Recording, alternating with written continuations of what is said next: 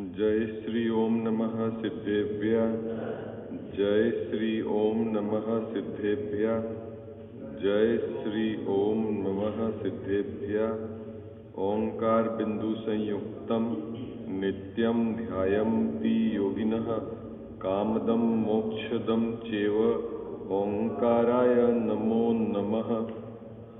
अविरल शब्द घनोग प्रक्षालित सकल भूतलमल कलंका मुनि भी निरूपासित तीर्था सरस्वती हर्तु नो दुरितान अज्ञान तिमिरा अंधानाम ज्ञाना अंजन सलाकया चक्षुर्ण मिलितम येन तस्मै श्री गुरुवे नमः। श्री परम गुरुवे नमः। परंपराचार्य गुरुवे नमः। सकल कलुष विध्वंसकम श्रेयसाम परिवर्धकम धर्म संबंधकम भव्य जीव मन प्रतिबोध कारकम पुण्य प्रकाशकम पाप प्रणाशमिति इदम शास्त्रम श्री मोक्ष मार्ग प्रकाशक नाम ध्येय अस्य मूल ग्रंथ करता रह श्री सर्वज्ञ देवा तद उत्तर ग्रंथ करता रह श्री गंधर देवा प्रति गंधर देवा तेसाम वचना सामाद्य आचार्य कल्प पंडित टोडरमल द्वारा विरचित श्रोता रह सावधान तया शृण्वन्तु। मंगलम भगवान वीरो मंगलम गौतमोगणी मंगलम कुंद कुंदाद्यो जैन धर्मोस्तु मंगलम सर्व मंगल मांगल्यम सर्व कल्याण कारकम प्रधानम सर्वधर्माणां जैनम जयतु शासनम जैनम जयतु शासनम जैनम जयतु शासनम। नमः श्री समयसाराय स्वानुभूत्या सकाशते चित्त स्वभावाय भावाय सर्वभावांतरे छिदे मिथ्या भाव अभाव ते जो प्रगटे निज भाव सो जयवंत रहो सदा यही मोक्ष उपाव यही मोक्ष उपाव। सर्वज्ञ शासन जयवंत वर्ते निर्ग्रंथ शासन जयवंत वर्ते। हे यही भाव विच्छिन्न मन में रहता है सर्वज्ञ शासन जयवंत वर्ते निर्ग्रंथ शासन जयवंत वर्ते। जय बोलो देव शास्त्र गुरु की। मोक्ष मार्ग प्रकाशक ग्रंथ विराजमान है। दूसरा अधिकार अपने नियमित स्वाध्याय के क्रम में चल रहा है। विषय यह है, प्रकरण यह है जो अपना क्रम में है कि इस जीव को नवीन कर्म का बंध कैसे होता है। प्रकरण क्या चल रहा है अपना?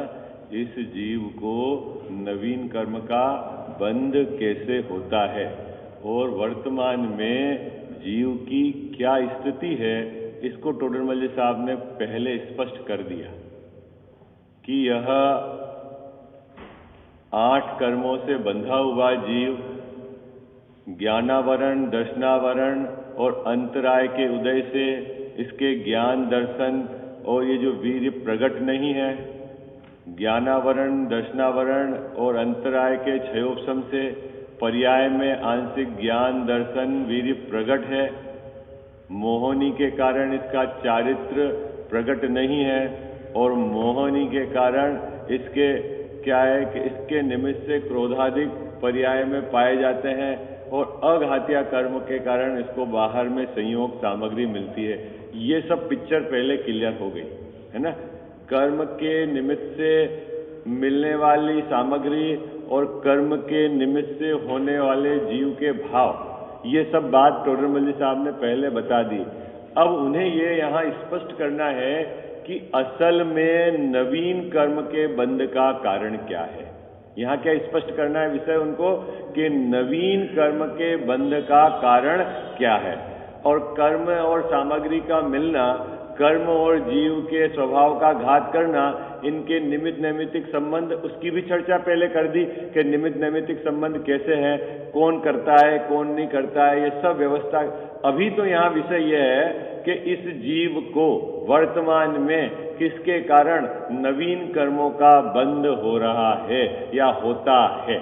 क्या बात विषय समझ में आया ना?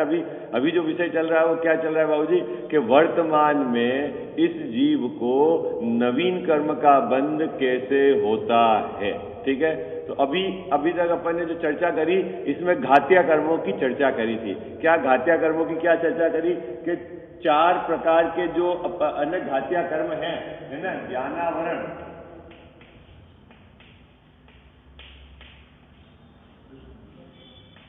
दर्शनावरण, मोहनी और अंतराय।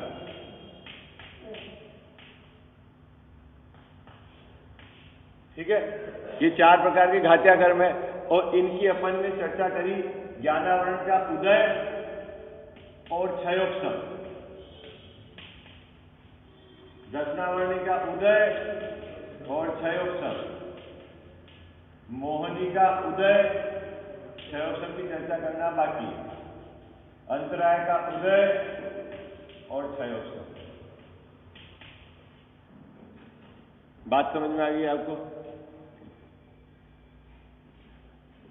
ये तो अपन चर्चा कर चुके हैं ना। क्या क्या चर्चा कर चुके हैं कि ज्ञानावरण के उदय से क्या होता है कि जीव का जो ज्ञान स्वभाव है उसकी पर्याय में व्यक्तता नहीं होती। सरल है, यही टोटल मल्ली साहब ने एग्जैक्टली यही शब्द लिखा था ना। दर्शनावरणी के उदय से क्या होगा? दर्शन की पर्याय में व्यक्तता नहीं होगी। मोहनी के उदय से जो जीव का स्वभाव नहीं है ऐसे भावों की व्यक्तता पाई जाती है। और अंतराय से जो वीर्य है उसके उदय से उसका पर्याय में अभाव रहता है ना? यही है ना। अब क्षयोपशम से क्या होता है कि ज्ञानावरण के क्षयोपशम से इसके आंशिक ज्ञान की व्यक्तता होती है। दर्शनावरणी के क्षयोपशम से आंशिक दर्शन की व्यक्तता होती है और अंतराय के क्षयोपशम से आंशिक वीर्य की व्यक्तता होती है। बोलो हाँ जी या ना जी? ये तो बात समझ में आ गई थी ना, है ना? और क्या क्या बात अपन ने नक्की कर ली थी कि जो ज्ञानावरण के क्षयोपशम से आंशिक ज्ञान की व्यक्तता है, दर्शनावरण के क्षयोपशम से आंशिक दर्शन की व्यक्तता है और अंतराय के क्षयोपशम से आंशिक वीर्य की व्यक्तता है। यह जीव के निरूपाधिक भाव है, स्वभाव के ही अंश है, औपाधिक भाव नहीं। क्या बात समझ में आई आपके? क्या क्या तय हुआ बाबूजी? कि क्या जो ज्ञानावरण का क्षयोपशम, दर्शनावरण के क्षयोपशम और अंतराय के क्षयोपशम से जो पर्याय में आंशिक ज्ञान दर्शन वीर्य प्रकट है वह जीव के स्वभाव का ही अंश है। हाजी अनाजी ये बात पकड़ में आ गई सबको? है ठीक है। कितने के क्षयोपशम नक्की हो गए? ज्ञानावरण, दर्शनावरण और अंतराय। ठीक है। उदय कितने के नक्की हो गए? चारों के उदय नक्की हो गए। ज्ञानावरण के उदय से क्या होता है बाबूजी? है ज्ञान का आवरण मतलब औदैहिक अज्ञान, यानी पर्याय में ज्ञान का प्रकटपना नहीं होना। ठीक है। दूसरे में उदय में दर्शनावरणी के वही पर्याय में प्रकट नहीं होने देना और अंतराय के उदय में वो शक्ति को पर्याय में प्रकट नहीं होने देना। ठीक है। सबको पक्का याद हो गया? ठीक है। अभी अपन ने सिर्फ एक चीज की क्षयोपशम की, मोहनी के क्षयोपशम की चर्चा नहीं करी है, बाकी तो सब आपको पक्का याद हो गया ना। रिवीजन कर लें या बोर्ड पे देखते हुए। देखो ज्ञानावरण के क्षयोपशम से क्या होता है? आंशिक ज्ञान की पर्याय में व्यक्तता होती। ओके। दर्शनावरण के क्षयोपशम से, अंतराय के क्षयोपशम से, और ये तीनों ज्ञानावरण के क्षयोपशम से जो पर्याय में ज्ञान व्यक्त है, दर्शनावरण के क्षयोपशम से पर्याय में जो दर्शन व्यक्त है, अंतराय के क्षयोपशम से जो पर्याय में वीर्य व्यक्त है, वह क्या है? जीव के स्वभाव का अंश, वो मेरे ही स्वभाव का अंश है। ठीक है। ओके। दूसरा, ज्ञानावरण के उदय से क्या है? औदैहिक अज्ञान, यानी पर्याय में ज्ञान प्रकट नहीं है। दर्शनावरण के उदय से औदैहिक दर्शन, पर्याय में वो दर्शन प्रकट नहीं है। अंतराय के उदय से औदैहिक वीर्य, यानी वो शक्ति पर्याय में प्रकट नहीं है। ठीक है। और मोहनी के उदय से क्या होता है? मोहनी के उदय से जो जीव का चारित्र स्वभाव है वो तो व्यक्त नहीं है, उसका तो पर्याय में व्यक्तपना नहीं है। लेकिन एक और गड़बड़ी है यहां मोहिनी के उदय कि जो जीव का स्वभाव नहीं है ऐसे औपाधिक भाव की पर्याय में व्यक्तता है। क्या संजय भाई साहब, क्या है इसमें? मोहिनी के उदय से क्या होता है? मोहिनी के उदय से जीव का जो ये चारित्र है ना, चारित्र, इसका ये आवरण है। जैसे ये ज्ञान का है, ये दर्शन का है, ये चारित्र का है। तो ये क्या करता है कि जीव के चारित्र वाला जो स्वभाव है उसकी व्यक्तता नहीं होने देता उदय में। ये बात तो ठीक है, क्योंकि ज्ञान आवरण के उदय में ज्ञान की व्यक्तता नहीं होती है, दर्शन आवरण के उदय में दर्शन की व्यक्तता नहीं होती है, तो मोहिनी के उदय में चारित्र की व्यक्तता नहीं होती है। वो तो ठीक है, लेकिन एक गड़बड़ी और है कि जो जीव का स्वभाव नहीं है ऐसे औपाधिक भावों की व्यक्तता पाई जाती है। क्या बाबू जी? औपाधिक भाव है ना, औपाधिक भाव ने जो जीव के स्वभाव नहीं है, वो किसके कारण? मोहिनी। अभी देखना, मोहिनी के क्षयोपशम से फिर क्या होगा कि मोहिनी के क्षयोपशम से जो चारित्र प्रकट होगा वो तो जीव के स्वभाव का ही अंश है। बात पकड़ना। क्या? दर्शन मोहिनी के उपशम क्षयोपशम क्षय, तीन प्रकार का सम्यक दर्शन हो सकता है, तीनों में से एक रहता है, एक साथ तीनों नहीं रहता है। ये तो बराबर पक्का है ना आपको? क्या ठीक है? चाहे वो तो जो छायोपशमिक सम्यक तो रहेगा, और छायोपशमिक सम्यक के अंदर जो सम्यक श्रद्धा रहेगी वो किसका अंश है? जीव के स्वभाव का ही अंश है। ओके, ठीक है। कजाव साहब, बात पकड़ में आ गई आपको? क्या बात पकड़ में आ गई? अब इसका मतलब ये हो गया 1 2 3 4 चारों क्षयोपशम से जो व्यक्तता होती है पर्याय में वो सब क्या रहती है? जीव के स्वभाव का ही अंश है। अरे हाँ जी या ना जी, कठिन तो नहीं हुआ? क्या बाबूजी? किसके? चारों प्रकार के जो घातिया कर्म है इनके क्षयोपशम से जो पर्याय में व्यक्तता होती है वो क्या है? जीव के स्वभाव का ही अंश है। लेकिन एक इसमें टर्मिनोलॉजी है। क्या टर्मिनोलॉजी? बड़ी शांति से सुनना कि ज्ञानावरण का क्षयोपशम, दर्शनावरण का क्षयोपशम और अंतराय का क्षयोपशम, ये क्षयोपशम तो इस जीव को संसार अवस्था में रहता ही रहता है। लेकिन मोहिनी का क्षयोपशम सबको रहे ऐसा नहीं है। बात समझ में आ गई? हाँ जी या ना जी? कुछ बात पकड़ में आ रही है, नहीं आ रही आपको? हाँ क्या बाबूजी, बात कठिन तो नहीं हो रही? सरल है, ठीक है। अभी देखना, और उदय के कारण क्या होता है? ज्ञानावरण के उदय के कारण ज्ञान का पर्याय में अभाव, दर्शनावरण के उदय के कारण दर्शन का, और मोहिनी के उदय के कारण भी चारित्र का तो अभाव रहता है जितना उदय रहता है। लेकिन एक चक्कर और है कि ये जो जीव के स्वभाव भाव नहीं है उसकी यहां पर्याय में व्यक्तता रहती है, और अंतराय के उदय से। और अभी देखना मजेदार बात, अपन क्या कह के आए थे कि जो औदैहिक अज्ञान है, औदैहिक अज्ञान उससे भी बंद नहीं होता, क्योंकि वो तो है ही नहीं, पर्याय में कहां है? ठीक है। और दर्शन, औदैहिक दर्शन उस जो है उससे भी बंद नहीं होता, क्योंकि वो भी पर्याय में कहां है? अभी देखना मजेदार बात, औदैहिक चारित्र जो पर्याय में अभी है ही नहीं उससे भी बंद नहीं होता, ठीक है। और औदैहिक वीर्य उससे भी बंद नहीं होता, क्योंकि वो तो सत्ता में है ही नहीं। तो बंद किससे होता है? कि जो मोहिनी के उदय से जो जीव के भाव नहीं है, क्रोध मान माया लोभ, शुभ अशुभ भाव, पुण्य पाप के भाव, इससे यदि जीव जुड़ता है तो बंद होता है, और नहीं जुड़ता है तो बंद नहीं होता। सरल है? नवीन कर्म का बंद सरल है? अरे हाँ जी हाँ जी, यहाँ ये पिक्चर तो समझ में आ गई आपको? इसमें किसी को डाउट तो नहीं है? किसी को डाउट तो नहीं है? क्षयोपशम है, कोई भी क्षयोपशम हो बाबूजी, किसी भी प्रकार का क्षयोपशम, ज्ञानावरण का हो, दर्शनावरण का हो, मोहिनी का हो या अंतराय का, उससे क्या है? वो नवीन कर्म का बंद नहीं होता, और जो भी व्यक्तता है वो मेरे स्वभाव के अंश की ही व्यक्तता है। आई बात समझ में? अभी ये मोहिनी में भी घटाना, मोहिनी का छयोपसम मतलब क्या? दर्शन मोहिनी का छयोपसम तो छायोपसमिक सम्यक, और चारित्र है छायोपसमिक चारित्र। तो वो क्या है? वो क्या है? वो मेरे चारित्र के का ही अंश है, उससे बंध नहीं होता।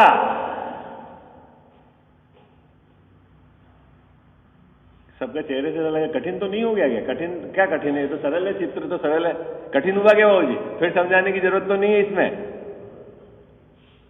अब प्रश्न एक और टिपिकल है, वो मैं आपके सामने खड़ा करता हूं। क्या?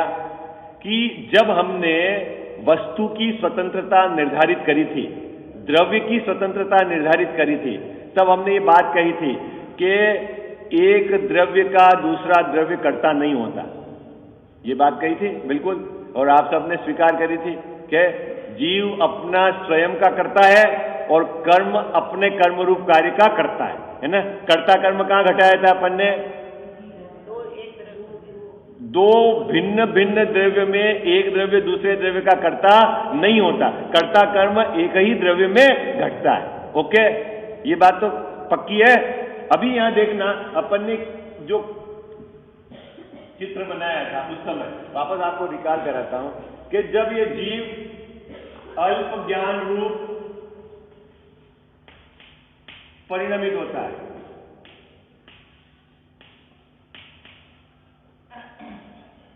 अल्प दर्शन रूप परिणमित होता है, अल्प वीर्य रूप परिणमित होता है। ये पूरा का पूरा काम कौन करता है? जीव करता है। ठीक है? अल्प ज्ञान रूप यानी छायोपसमिक ज्ञान रूप, जब मेरा परिणमन छायोपसमिक ज्ञान रूप हो रहा है तो ये कार्य कौन कर रहा है बाबूजी? कौन कर रहा है ये कार्य? जीव कर रहा है। ये जो अल्प ज्ञान रूप यहां जो पर्याय में अल्प ज्ञान है वो कर्म ने आके परिणमित कराया है, ऐसा नहीं है। कर्म के क्षयोपशम का निमित्त है, लेकिन ये परिणमित जीव स्वयं होता है। ओके, अल्प दर्शन रूप परिणमित कौन होता है? जीव स्वयं होता है। इसका भी कर्ता जीव, इसका भी कर्ता जीव, इसका भी कर्ता जीव। ठीक है, और ये जो दशा है ये सब जीव के अस्तित्व की दशा है ना? जीव के अस्तित्व की दशा है, मतलब ये जीव के प्रदेश में होता है एक समय के, मतलब जीव के एक समय की पर्याय में अल्प ज्ञान है, जीव की एक समय की पर्याय में अल्प दर्शन है, जीव की एक समय की पर्याय में अल्प वीर्य है। और यह किसने पैदा किया? जीव ने स्वयं ने पैदा किया। जब जीव स्वयं उस रूप परिणमित होता है तब वहां ज्ञानावरण, दर्शनावरण और वीर्य के क्षयोपशम का निमित्त पड़ता है। निमित्त पड़ता है मतलब वहां कर्म अपने रूप से परिणमित होते हैं, जीव अपने रूप से परिणमित होता है। ये अपन चर्चा पहले कर चुके हैं ना, ऐसी वस्तु की स्वतंत्रता है। ठीक है, अब प्रश्न यहां खड़ा हुआ कि इस ज्ञान को किसने पैदा किया? तो अपन ने वहां किया था कर्म जनित नहीं है, ये जीव जनित है। क्या कहा था इसको? ये जो अल्प ज्ञान, आंशिक ज्ञान जो पर्याय में प्रकट है वो किसका है? कर्म जनित नहीं है, मेघ पटल का नहीं है। किसका है? ये जीव के स्वभाव का अंश है। जो दर्शन प्रकट है वो भी क्या है? जीव के स्वभाव का अंश है। और जो वीर्य भी प्रकट है वो जीव के स्वभाव का अंश, कर्म जनित नहीं है। अब मजेदार बात यह है कि अब इसके पर्याय में क्रोधमान माया लोभ होता है।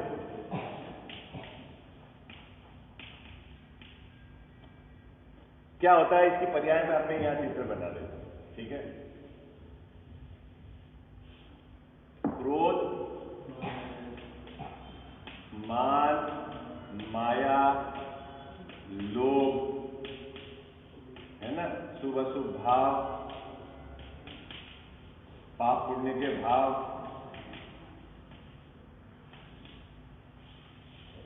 ये कहां पाए जाते हैं?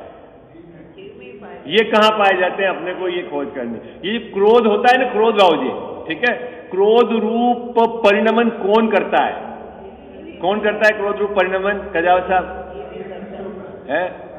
अरे अभी अपन जो परिणमन कौन करता है अभी उसकी बात कर रहे हैं अपन, स्टेप बाय स्टेप आगे बढ़ेंगे। क्या वो जो पहले है ना अल्प ज्ञान रूप परिणमन भी जीव कर रहा था, और उसमें क्षयोपशमिक कर्म का निमित्त था, ज्ञानावरण के क्षयोपशम का निमित्त तो वहां भी था। आई बात समझ में? निमित्त ज्ञान दर्शन के भी परिणमन में था, ऐसा नहीं कि वहां बिना निमित्त परिणमन हो रहा था। अगर वहां कर्म का निमित्त नहीं होवे तो फिर वो पूरा का पूरा केवल ज्ञान स्वभाव रूप परिणमित होवे। बात पकड़ में आ रही कि नहीं आ रही बाबूजी? क्या कही यहां पर कि ये क्रोध रूप परिणमित कौन होता है? जी। अभी एक कर्ता कर्म का फार्मूला लगाओ। कर्ता किसको कहते हैं और कर्म किसको कहते हैं? नहीं, परिभाषा बिल्कुल व्यवस्थित बोलो। कर्म किसको कहते हैं? चलो पहले उसकी परिभाषा। बाबूजी हिंदी साहित्य में आपने पढ़ा होगा, जैसे है ना, सीता रोटी बनाती है, ऐसा पढ़ते हैं ना हिंदी में, सीता रोटी बनाती है, ठीक है, ऐसा होता है।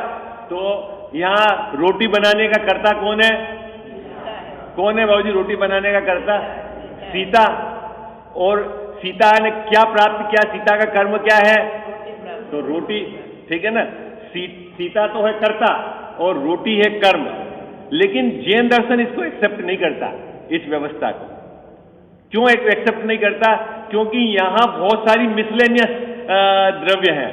सीता अपने आप में क्या है? एक तो जीव द्रव्य और अनेक पुद्गल द्रव्य का ढेला, जिसको आपने सीता कहा, ठीक है।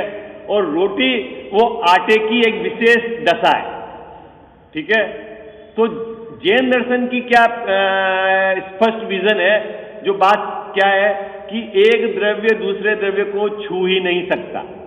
तो जो सीता है वो अपने शरीर का भी कुछ नहीं कर सकती, तो फिर वो रोटी बनाने की तो बात जाने दो दूर की, है ना। बात पकड़ में आई? जब सीता अपने शरीर का भी कुछ नहीं कर सकती तो रोटी बनाने का, तो अभी यहां अपने को कर्ता कर्म जैन दर्शन के हिसाब से घटाना है। संजय जी भाई साहब, बात पकड़ में आई क्या? कर्ता कर्म ये तो जो व्याकरण पढ़ाते हैं ना बाजार के अंदर, मार्केट में, वो उनका कंसेप्ट है, ठीक है, वो बच्चों को। यहां अपने को जैन दर्शन। अब सीता क्या करती है? सीता क्या करती है? तो सीता रोटी बनाने के विकल्प का तो करता है अज्ञान दशा में। क्या करती है सीता? बाबूजी सीता, तो सीता करता किसकी है? रोटी बनाने के विकल्प की करता है, उसके अलावा कुछ नहीं कर सकती, ठीक है, क्योंकि वो उसके क्षेत्र की बात है। और वो सीता का शरीर है, वो किसका करता है? बाबूजी जो शरीर है सीता का, वो उसके इस रूप परिणमन का करता है। किस रूप परिणमन का करता है बाबूजी? ये यूं हिलने का, रोटी बनाने का नहीं। हाँ, वह रोटी से तो बहुत दूर पड़ा है वो। हाँ, वो बेलन के ऊपर जो हाथ है ना, वो बेलन के ऊपर हाथ सुशील भैया ऐसे हिल रहा है, बस इस परिणमन का वो करता है ये पुद्गल ढेला, ठीक है। उसने क्या क्या प्राप्त किया सीता के शरीर ने बाबूजी? हाँ, वो शरीर का परिणमन अपने आप ही हो रहा है, सीता नहीं हिला रही है। वो जो शरीर की बात चल रही है सीता के शरीर की, उसका परिणमन उसकी ऐसे हो रहा है, ठीक है।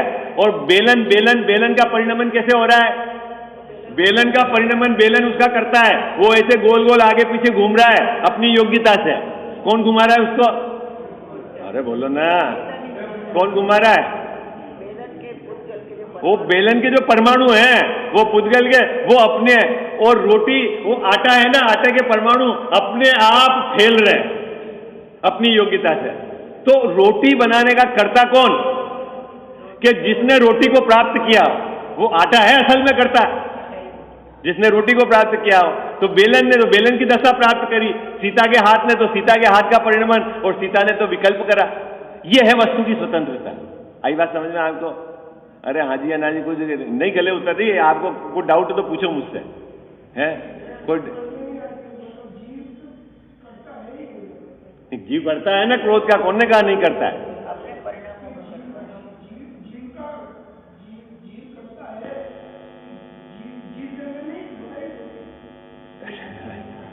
अभी क्रोध जीव द्रव्य ने क्या करा कि एक विकल्प करा। क्या विकल्प करा? कि मुझे रोटी बनानी है, बस उसका करता है वो, है। और मुर्दे ने तो विकल्प भी नहीं करा, वो तो पुद्गल है वहां पे पड़ा हुआ ढेला, उसके तो विकल्प भी नहीं वहां जीव। अभी जीव ने क्या करा? विकल्प। अभी आप सोचोगे नहीं मैं रोटी बनाने का करता, मैंने विकल्प करा, तो आप जितने भी विकल्प करते हो सब काम का करता होना चाहिए, फिर आपको सब हो जाते हैं आप जो करते हो विकल्प। फिर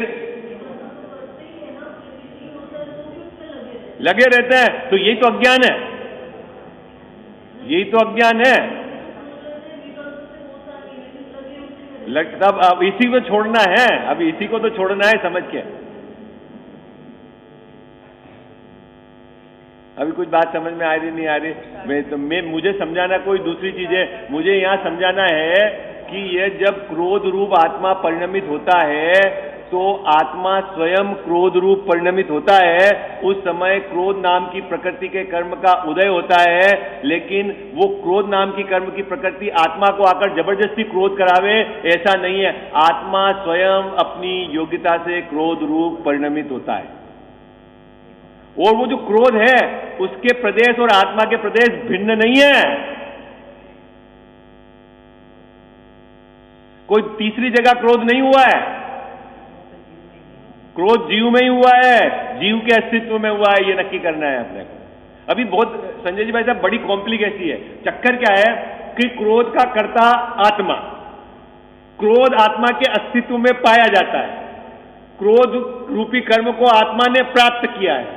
ऐसा होने पर भी आचार्य महाराज कह रहे हैं, केवली भगवान कह रहे हैं कि ये जीव का स्वभाव नहीं है, ये कर्मजनित भाव है। ये अपने को समझना है। अपने को क्या समझना है? अपने को क्या समझना है? कदावर साहब समझना क्या है अपने को? कर्ता कौन है पहले ये समझना है। और आचार्य महाराज ने कहा कि ये औपाधिक भाव है, जीव के स्वभाव भाव नहीं है। ठीक है, कर्मजनित है, कर्म ने करे हैं, आत्मा ने नहीं करे हैं, ये बात कह रहे हैं। तो ये बात थोड़ी सी अपने को समझनी कि वो अपेक्षा क्या है। एक तरफ तो अभी कर्म तो जड़ ही है, ये वो कुछ नहीं करता है, ये तो अपन पहले नक्की करके आए, तो फिर इसको कर्मजनित क्यों कहा है? अब वो अपन ने वापस कल का उदाहरण लेते हैं। देखो वापस ये बात तो समझ में आई, तो ये चीज समझ में नहीं आएगी जब तक दिक्कत है। वापस मैं आपको कल का उदाहरण दे रहा हूं, आप पहले उदाहरण से समझो, फिर अपन सिद्धांत से, है ना। एक बिल्कुल धार्मिक परिवार का बच्चा, पिताजी दादाजी सब न्याय नीति से कमाने वाले, है ना। बिल्कुल रात्रि भोजन नहीं करते हैं, बिल्कुल छना हुआ जल काम में रहते हैं। इस परिवार का एक बच्चा, ठीक है बाबूजी, क्या वो बच्चा प्रतिदिन मंदिर जा रहा है? क्या कर रहा है? प्रतिदिन मंदिर जा रहा है। फिर दूसरा, न्याय नीति से व्यापार कर रहा है, न्याय नीति से व्यापार कर रहा है। तीसरा, रात्रि भोजन नहीं कर रहा है, रात्रि भोजन नहीं कर रहा है। लेकिन चौथा, वो क्या है, कभी कभी सिगरेट पीता है।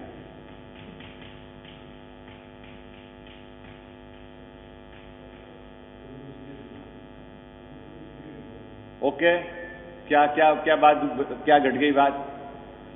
संजय जी भाई साहब बड़ी बड़ी शांति से इस विषय को सुनना, समझना आचार्य का एंगल, फिर नहीं तो ये समझ में ही नहीं आएगा।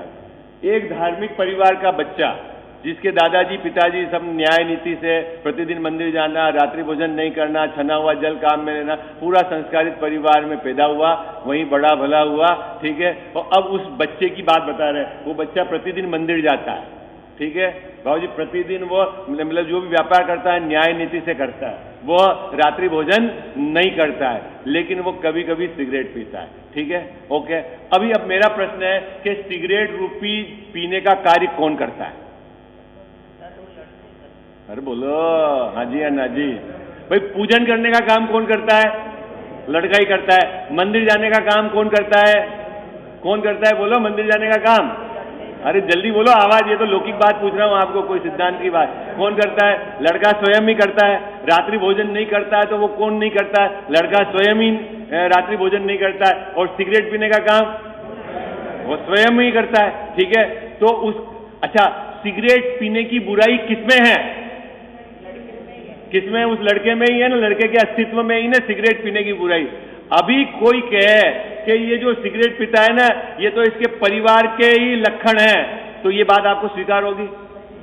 क्यों? अच्छा चलो, आपको ये तो बुराई लगी, ये परिवार के लक्षण है। कोई ये कहे कि ये प्रतिदिन मंदिर आता है, ये तो इसके परिवार का संस्कार है, तो आप मानोगे कि नहीं मानोगे? अरे बोलो ना। वो न्याय नीति से कमाता है, बोले ये तो इसके पिताजी दादाजी की पहचान है, ये तो प्रामाणिक काम करता है, ये इसके परिवार की पहचान। ओके, क्या वो मंदिर आता है तो भी मानते हो आप कि वो तो परिवार का, ठीक है, वो व्यापार करता है न्याय नीति से तो भी मानते हो परिवार का, वो रात्रि भोजन नहीं करता तो कहेंगे इनके पूरे परिवार में कोई भी रात्रि भोजन नहीं करता है। और ये जो सिगरेट पीता है, अरे ये उसका दोस्त है ना, उसकी संगत बेकार है, इसके कारण ये खोटी आदत आ गई है। क्या कहते हो आप बाबू जी? कयाव साहब? हाँ, तो अभी मेरा प्रश्न है कि बुरी संगत से मंदिर जा रहा है क्या?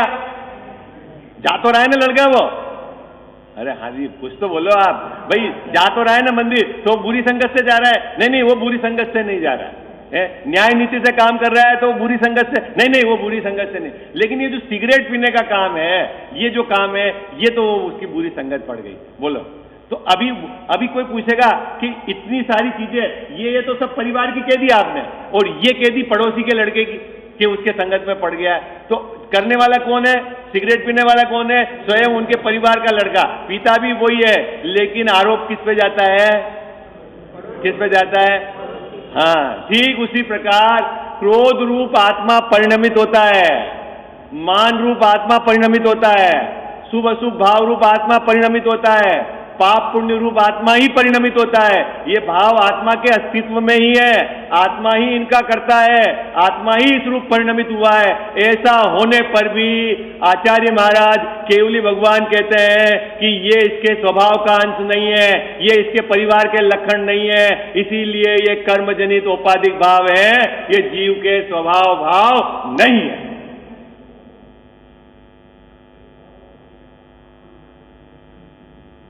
कुछ बात समझ में आ गई नहीं आ गई? आपको बात समझ में आई नहीं आई? बाबू जी बात पकड़ में आई कि नहीं आई? आप कहते हो कि नहीं लोक में है भाई ये बात अपने को समझ कर जाओ साहब। आप कोई डाउट हो तो बोलो है। कजावा साहब को बड़ी चिंता थी, ये पाप पुण्य के भाव कर्मजनित, अरे हैं कर्मजनित है, क्योंकि सिद्ध भगवान के नहीं है पाप पुण्य के भाव। अगर स्वाभाविक परिणमन होगा तो शुभ अशुभ भाव नहीं होंगे,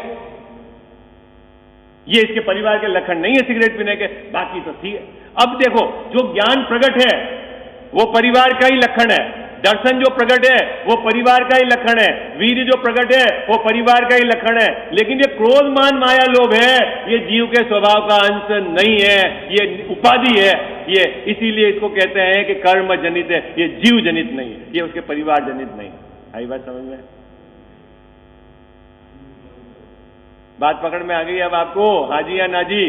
किसी को कोई डाउट हो तो पूछो, गड़बड़ नहीं करना, अपेक्षा बराबर आचार्य महाराज की समझना आपने को। अब मैं ये पैराग्राफ पढ़ता हूं, इस पैराग्राफ का देखो भाव आपको पकड़ में आता है कि नहीं।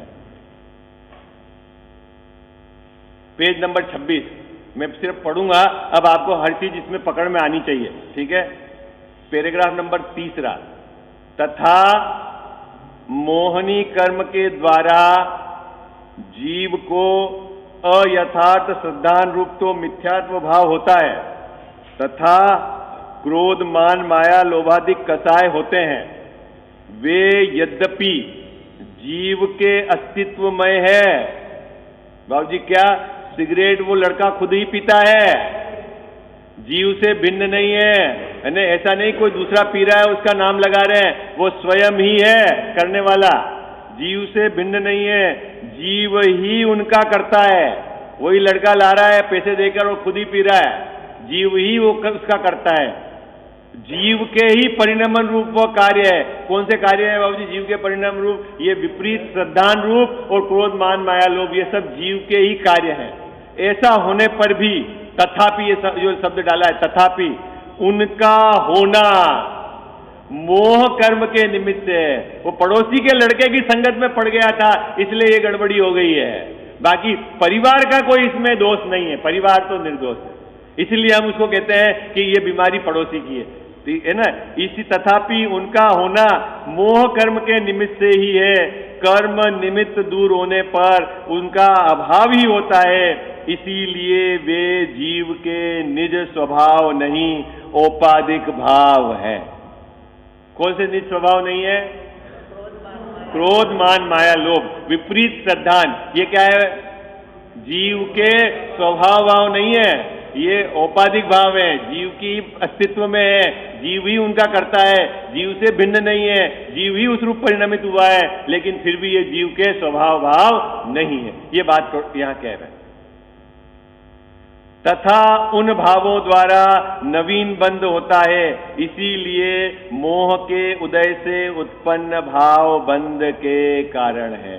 किसके कारण बंद होता है? मोह के उदय से जो भाव होते हैं बाबूजी, उससे क्या होता है? बंद होता है, और वो नवीन बंध का कारण। अच्छा, अब बंध से छूटना है अपने को, तो क्या करना है? कि ये जो मोह के निमित्त से जो भाव होते हैं उनसे जुड़ो मत बाबूजी, जुड़ो मत। अभी कोई बोले, विचार करना आप कि पुण्य रूप भाव से जुड़ो और पाप रूप भाव से जुड़ो, दोनों के केस में बंद होगा कि नहीं होगा? तो अबंध दशा कैसे आएगी? कि भाई दोनों के केस में जुड़ो मत। अब कोई ये बोले कि पुण्य करते रहो और अबंध दशा आ जाएगी, ये कैसे मैथमेटिक्स समझ में आएगी? कैसे होगी ये बात? How to? ये तो समझावे अपने को, कैसे होगी? आचार्य महाराज ने कहां लिखा है ऐसा? किस ग्रंथ में कही बात? कहीं तो बतावे भाई। स्पष्ट लिखा हुआ है कि मोहनी के कारण जो जनित भाव है, मोह, राग, द्वेष, है ना, शुभ अशुभ भाव, पुण्य पाप के भाव, ये जीव के स्वभाव के अंश नहीं है, और इससे जुड़ेगा तो नवीन बंद होगा, छूट नहीं सकता। तो क्या करना है आपको? कि उनसे जुड़ना नहीं है, यदि आपको बंधना नहीं है तो। सीधी विधि है।